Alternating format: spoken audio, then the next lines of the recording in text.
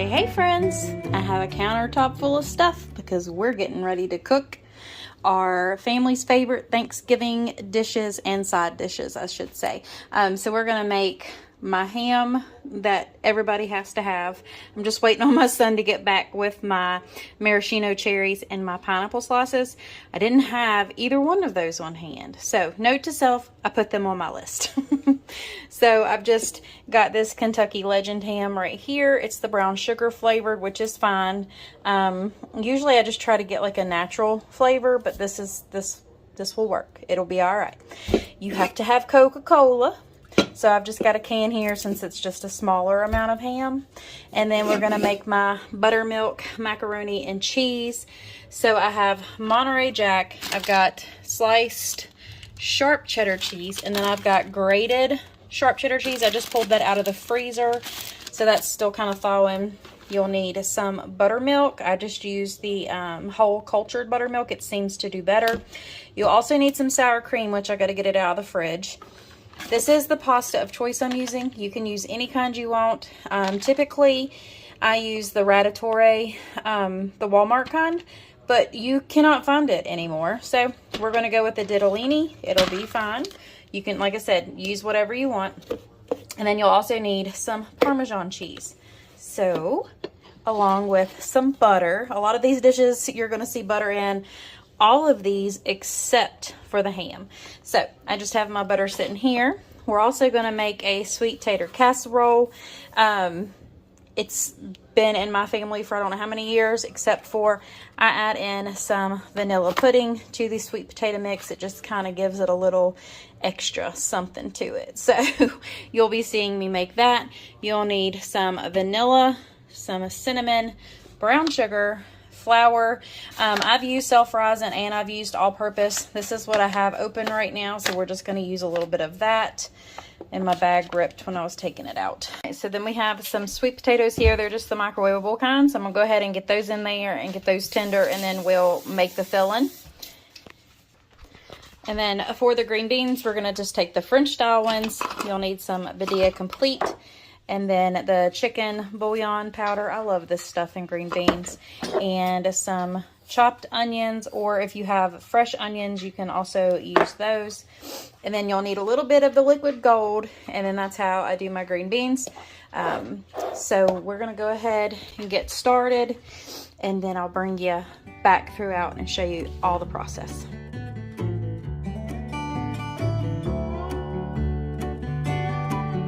So we went ahead and put our ham here in this baking dish. I put the pineapple slices on top with the cherry there. And then what you're going to do is just add some of your pineapple juice. And then I also add some cherry juice to it as well, just a little. And then I've got my Coca-Cola opened. And then that gets poured over top. This is not sweet because you have, you know, the ham in there as well. And we're going to cover this with foil. We're going to let it bake until everything heats through. And then we'll pull it out. And it is so good, y'all. This is like the best ham ever. And it's so simple. So we're going to go ahead and get this in a 350-degree oven just until it's warmed through. So maybe 30 minutes.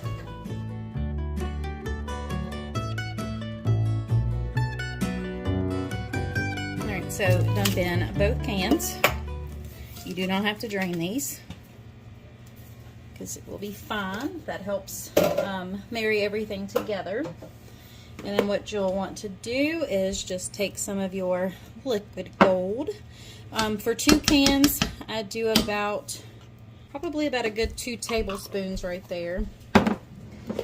And then your chopped onions, about 2 tablespoons of those. And about probably, sorry y'all, I would say a couple, maybe 2 tablespoons of that, and then just a little bit of Badia Complete, not too much because you've got that flavor of everything else. And then you'll want to add in about a tablespoon of butter.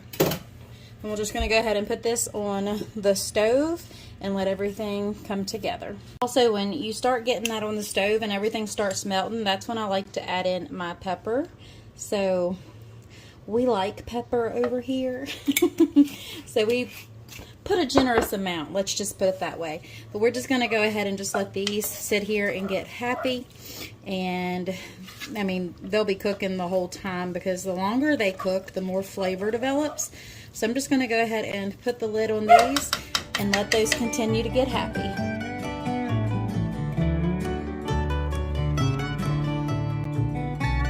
So we're going to go ahead and get the cheese mixture going for the macaroni and cheese. So I'm just adding in about a cup of sour cream. Now keep in mind, like I said, this mixture is cut in half because I don't have as many noodles. So just keep that in mind. And then I'm going to add about a cup of the buttermilk. We're going to stir that together first a little bit. Then we're going to add in some Parmesan, probably about a half a cup of that. You don't need too much because sometimes it can be a little on the saucier side. You're going to add in about a cup of Monterey Jack. And then about a cup of the sharp cheddar. You'll want to stir all this together.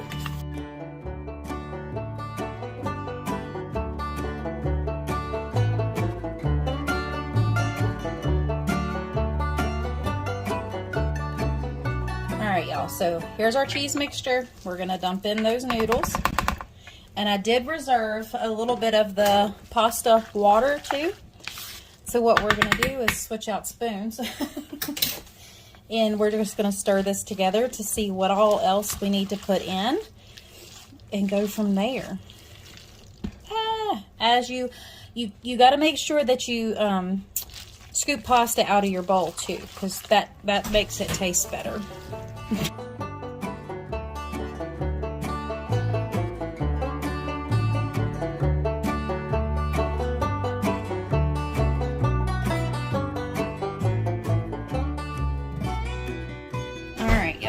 So I went ahead and sprayed my baking dish and get rid of that. So what we're going to do is pour half of that in there and kind of spread it out. Might put about that much more in there. Kind of spread it out. And this is where we're going to get our little cheese slices. And we're going to go ahead and lay those on top, just like so. I usually do about 8 of them, but that's in a bigger dish when I have it doubled. So we're going to do it this way. Just enough to where it covers, you know, the majority of it. So that'll be good. And then you'll take the next half, put it on top. And you want to make sure you get all of that goodness out of that bowl. That's like Flavor City. So we'll get all of that out of there and drop the bowl. Like I said, got to make a mess. Messes can always be cleaned up in the kitchen. All right, so we're going to go ahead and spread that on out. And then this is my favorite part. More cheese. So we're just going to put an even layer over the top. Kind of spread it around a little bit because you have a lot of cheese, but there can never be too much cheese in my opinion. This is cheesy. Creamy buttermilk mac and cheese. So that is good to go there. Now we're going to take our pepper and just sprinkle it on top.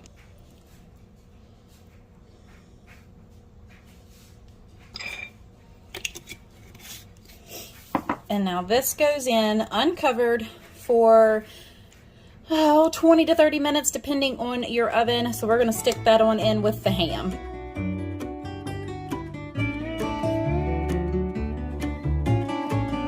Y'all, now we we are moving on to the sweet tater casserole. So I went ahead and put these sweet taters in the microwave and cooked them for 8 minutes, and then they've just been kind of sitting on my counter hanging out. So they're cooled off, but not cold, because they're still a little warm, especially this one right here. So hang on just a second. I'm gonna take all these wrappers off and we'll get the taters in there. And once we get these mashed together, there was one thing that I forgot about that you're gonna need is evaporated milk. And of course you can do pecans or walnuts, but I love walnuts, so that's what we're gonna make our crispy topping to go on top of it. Basically all it is brown sugar, flour, butter, cinnamon, and then you put your walnuts or pecans or whatever you want in it.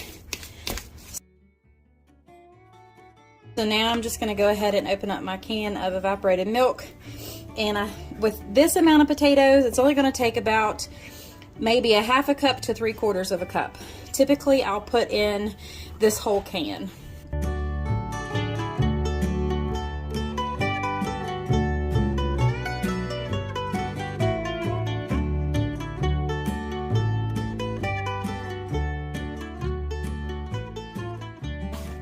So in this bowl, you will need to add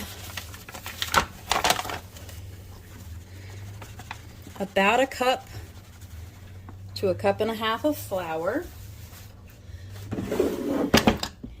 You'll want to add in, I don't put mine in here packed, so probably about 3/4 of a cup to a cup. It just depends on how much you like in there. And then we're gonna put some butter in here as well. Well, that might be enough right there to kind of mix. So it's a little over a half a stick of butter for this amount.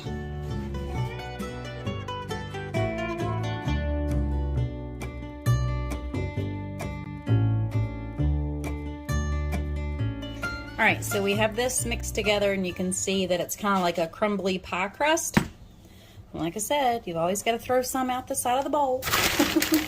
So we're just going to come in with a handful or two of walnuts just to kind of break those up in there as well. And then go ahead and throw this on top of that sweet potato mixture.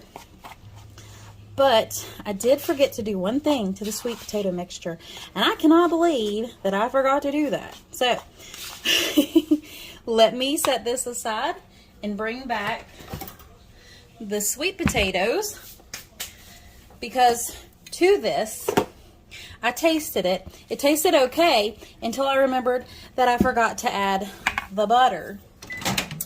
So I need to get that added in here. So I'm just going to melt about a half a stick of butter and pour it into this. Okay, so let me get this butter. And you might have to add some brown sugar to it, which I might go ahead and do just to add a little bit of extra something to it. So I've got that butter in there, and we're just going to go ahead and stir this all around till that butter gets in there good.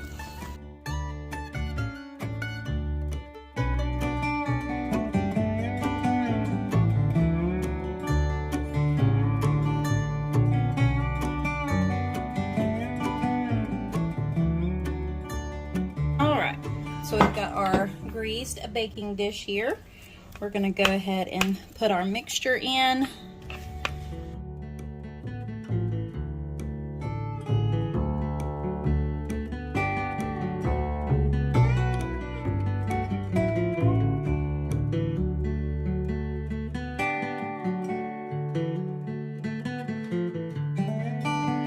All right, y'all. So this is going to go on into the oven at 350 degrees until everything is golden brown and bubbly, and then we're going to be ready to eat, because this was the last dish I was making.